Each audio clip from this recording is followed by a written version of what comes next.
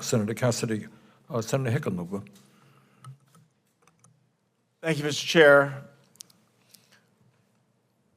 First, do no harm. That's connected to the Hippocratic Oath. And Dr. De La Torre went to medical school, became a doctor. I mean, it raises the question, how can he be okay with the business decisions he made, and how can he stand behind them? Thousands of workers laid off because of Dr. De La Torre's shoddy business practices and mismanagement of Steward Health's hospitals and closures. 4 hospitals in Massachusetts alone, laying off 2,500 employees. And at a time when we're so worried about healthcare employees, you know, we're somewhere in the vicinity as many as 6.5 million could leave the profession by 2026, by the end of 2026, and we have in the best, most optimistic pipeline a couple million to replace them. And I think that gross mismanagement is not only impacting current workers' lives, but it's also affecting future potential workers, young people that would be considered going into this. So Ms. McGinnis and Ms. Sprague, you know, how do we go about battling back? How do we reinstitute the efforts to inspire high school students who might be interested in science or open to medicine to get them to go into healthcare, even in what appears to be such an unstable environment? And within Massachusetts, obviously, it's going to be a distraction and a deterrent for young people to get into healthcare. I'd like to respond, if I may. We need legislation. We need safe patient staffing legislation. We need safe patient handling legislation so that the equipment is always available to move patients around. And we need safe environment legislation that would make it a crime to harm a medical worker. I worked 20 years in the ER. I have lost count of the number of times I've been assaulted. Absolutely.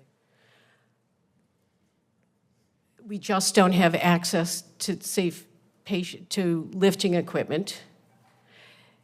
And any time you take a nurse takes care of more than 4 patients on a med-surg unit, the odds of one of those patients dying increases by 7%. We cannot keep doing this. 5 and 6 and 7 patients. You cannot give good care.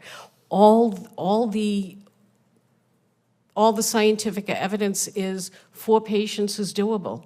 As long as we're bringing new nurses into this environment and OTs and PTs and we're making them care for too many patients, they're going to turn around and they're going to leave.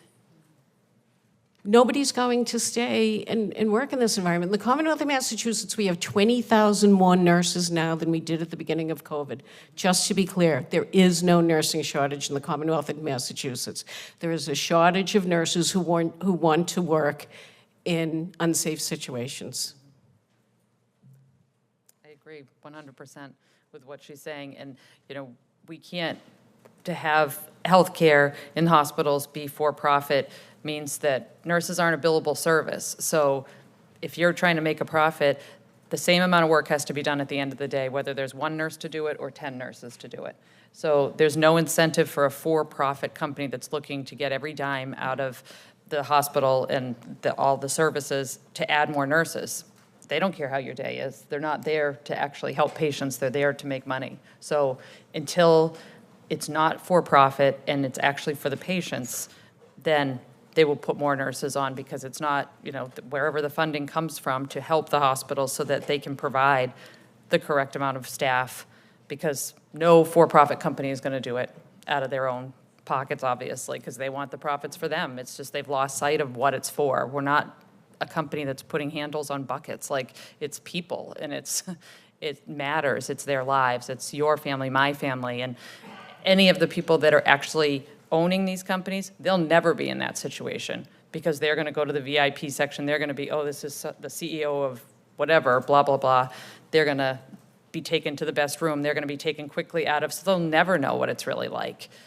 Where the rest of the people that are there in their hospitals are the ones suffering from their choices.